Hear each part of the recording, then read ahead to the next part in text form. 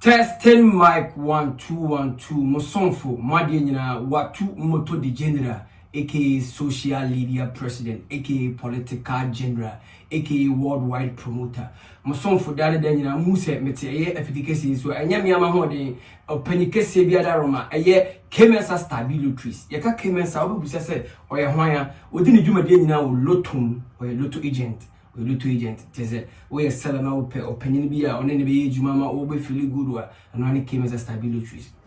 saso na Rogers Beauty Parlor on se man ho sisi ne so ba obetimi wedding bi ni mo makeups no do that time no mani bi wa mo wedding aka sese bi if no da mpam mo be so be si fro da mpam ko afranchu opposite Sechewa Bank ona be Rogers Beauty Palace obokono sisi ho ma kama pa medan de nyina eye nkomo no ya na medine ne no mabapia miama de nyina me prophet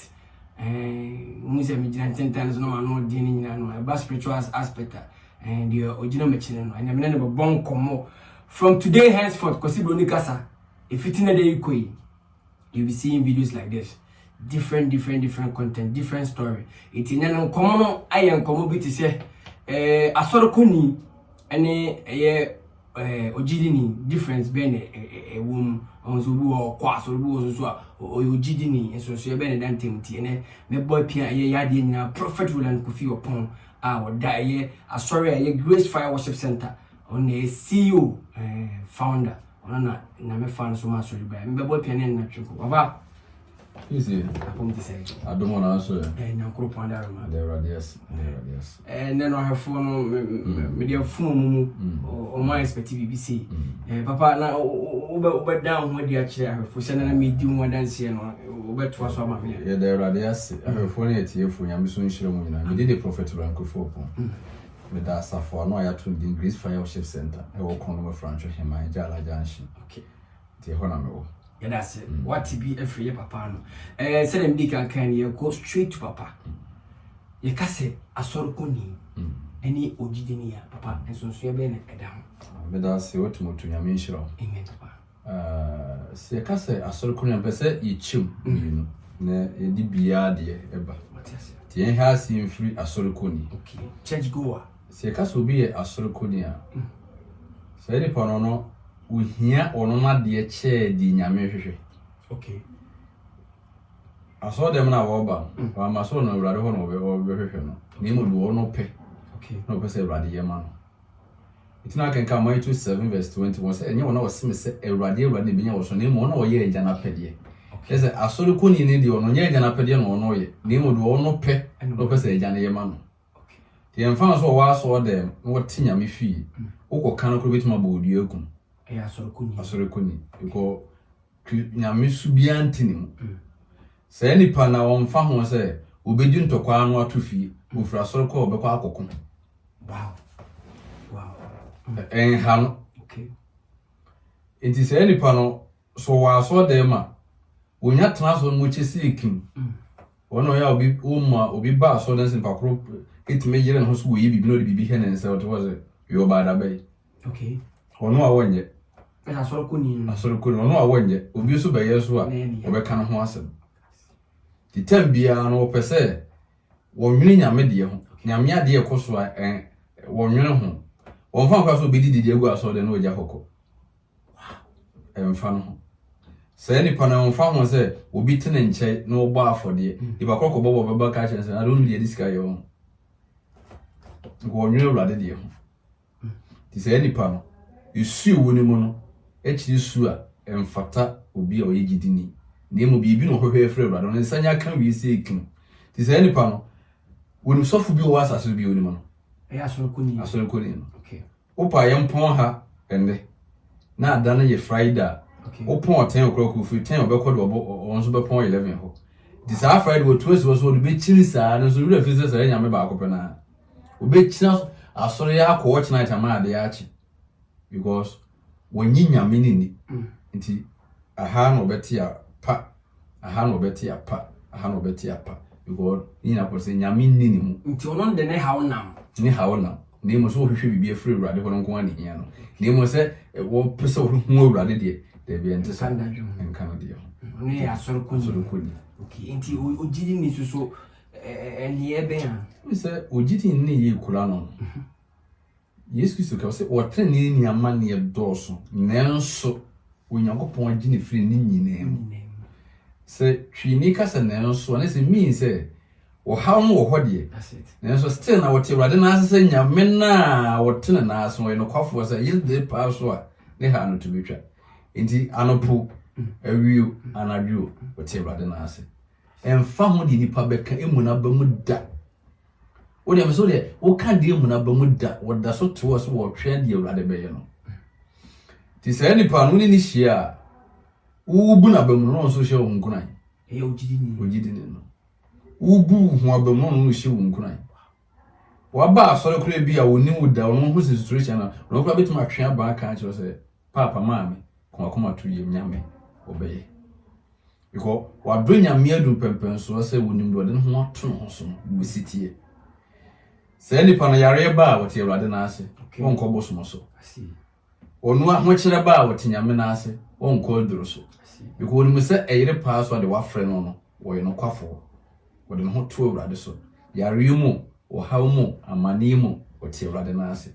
won frɛ Awurade na ase da because akoma wo de ma Awurade no wonim say Nyankopɔn de ho ato no so no wo ye no kwafo woni ni pehwambo tina David hu wo de ho to ro say manyini misa mabɔ akokora me hu wo tene ne nya na sifu mpo esesrade say ni pa de ho to Awurade say nyame na wo ka no ho no wodi na chi na wo mene ni mu ya say enti dia bebe biara no ropa masofo kura ni natam obeka o te ho wo bego onya asoro kuni ni wojai so wo twen bibi wo de ho to Awurade so because any pa no wo de ho sofo ye ne dai ha no wonye bibi amu na bam so ofre Awurade na ase because wo de onim di wo de ho ato no so a wote wo na ase ho nti gidi ni asoro kuni no enso so ya nyese nyame difo ne se asori dan si ho a emayen generalize no abontere nka se we mu nyina de so mo ye o mo kwa asole Debi. so bia ne buta o ba Obia so bia sa woni gina be Yesu Kristo ba wo che no ma mienu bi wo se tujini okay otujini ne falasini okay ena kwa asori fi we ko bom pae so tua tight we yudu so dudu wo chem do ye nenso Bible se tujini no budin sato so Awurade men sem fata sen ka me ba uminu kurase na Bible so tie wo no sene de no so tua tight kurase wo sa aba afode no because me say bebre wo ha afode no me say no na wo ba e che se wo ye trade ndi antisa okay obu ana adwenya so bi tua tight na che se se e bia me kan se mi say heaven ko ana tight nko Nese utria tight as oko heaven. Okay. Heaven ko. Obetime tua tight woni mu nyame. Obetime di. Nese no ya so ko ni bi so kura. Okay. Heaven ko. Ti se wan hu ensoso e da sa no man ntema. Yese bi esi aso dan so obi owura mu bia e Kristo ni. Ente sa. Obi tie Awurade fie pa se wo wuro na tare he na bansere bonase no. Asoro ko fo ni bi. Meso. Mintimi mo asoro ko ye program asoro kese bi. Ye Holy Ghost na eda wote puppet nso e peja no from tem ne banse bonase eda and Solomon look ni nyina pote de se preach a e be nkrofo de ene wo hia to mu kan ho mu preach na nkrofo da eso o yeda ye be dis an komo no pa emre bi eba Bieba. And so them. Yes, be ogu aso de mon kwan che se David. Say me yes we are Christopher. David. One training. Is a mako heavy minimum over ko ewuni. Ai, obi anyim pa o to awe nyina onim. Obi anyim. Won ko ewuni. Nti we training ni ewuni. Won training ni ewuni. Tina Yesu se duana ba na be kire. Na me hu duakro. Amen sure. Mene Osofopon Prophet Roland Kofi Opon, founder of a Grace Fire Worship Center and Education Komo. And Komo na fe no abeto so a de ye kanie o Kristo ni ani ogidi ni, which is asoroko ni ani ogidi ni. Difference wo mti so unse esi asoro da wa nkase wo nyome ya Kristofo ani ne papa Education Komo papa e kire asoroko ni su ani ogidi ni su papa ntine se asam na ya tata tibi wa monte se ana me de makwa asoro mi me hu de o ne say asoro kuni na beka sa asem asoro kuni na beka o de be no ma bi ye mfato ho ze obi timi tena bosom fie so many years na wote ho edi enti na wote ho wonim sa eyere pa so a na ko bi de ho beba ma na nya akoko biawe ana wodwan de wonim awurade a wote awurade na asem wonim sa de waba nanim one day eda bi bitima a change wona barabom enti won fa ho de nipa bia be ye no wote awurade na asem one day because me mo asoro kurudi Brunini from America na ba be program okay 1 month wa asoro kuro ti se be bom di Brunini ko to Brunini ba so mo de car ba no lance si ti se wo ba papa bi ne na yere ni ne area to mo ba so wo hwe mu sa nti month no duru ya wo be kono kwese mo ye mo sa so no ye na ofre wo obu sa wo mo se wo mo ka no so mo de ka no so da bi e program bi ya ba bi amena mo no ho an fa me hwe mo kana be 5 billion o de chemo so mo nyino mo nton fa mobla eso na sa ankrofo no do pre eso mo di si mo se o mo eso no radi won fa do pre mo na wote no be sora kwa so o sore kwa so de bia mant ni nyina wo koy wantumba ko de so man se tam bi on so mo twembro ni no so ba wo hwe mo hu so mo wura so de mpo wo ko ka 5 billion o de mo eje bi tire kese bi tire wa obi abrabo no bi 1 month pe no de bi o obi so atena awurade fie bro 3 years 6 years 10 years and am say adwen de ni trimu nyinti no ya mentumi mpinshira listen o kwa so na say wo say ni adwen pa kwa nya minshira na ja so ni mo bi etimu adwen asi ese wo tu ni trimu adwen so na me ka say asori ko ni wo suba bi wo no ho a o mu sa wo ani wo mu nsa asori ko ni wo ani wo nsa okay wo sam se di ndra chirimu wani sa wo nsa wo ba wa hihye sika no but na se wura no botum no bebe wo ensi de hye okay eso won hwe oni bebe tu si de hye ne nsa no wo ani wo betwe ne sesi an pa ho so de bi calculate wa wonni bia be for nsa her botum ma ani na wo nsa no se wo ensi wo betwe tu si de ma wo ensi wo betwe de yawa ego fumu abo onwene chi oba obeyi sa ni wo nsa atiwa se ba yo ba so ko na adwe wo ni trimu no to bia wo ni trimu bia wo nsa calculating na bia anti ezo mo na omutibi ko ene asore ye bibia enye skasi sa wo ya wo bo afode no wo check it se nnu secretary ho no woni di onya ye nyina go no wa ba no nyanya ho no ba di obe no wo check ya hwede e ko so on fa so pon problem mistake ye nimu ho no be twese no di beyim era so ne prophet na twetwe ko wona prophet amiate se umusa asore da siwa ja se e kristofo ni yedi uboko ho no ebia wo di oye papa yese agidi fo no so bi e kasa ni ensu oto de na so me na mu kwa asore yese ni pano ginya midi nti onim die nyambetima ya ma abro nam so no mu kwa asore ni nyina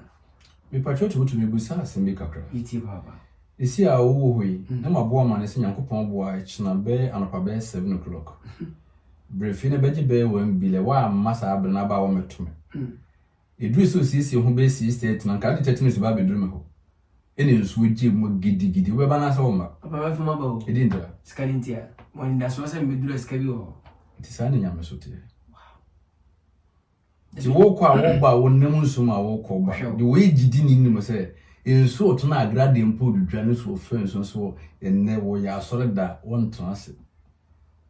won ma atale amwa nto ne gidi mu ana nto so ntudia o be he dia ba bra yedum right bigo nse nyame nti atale o ti akomem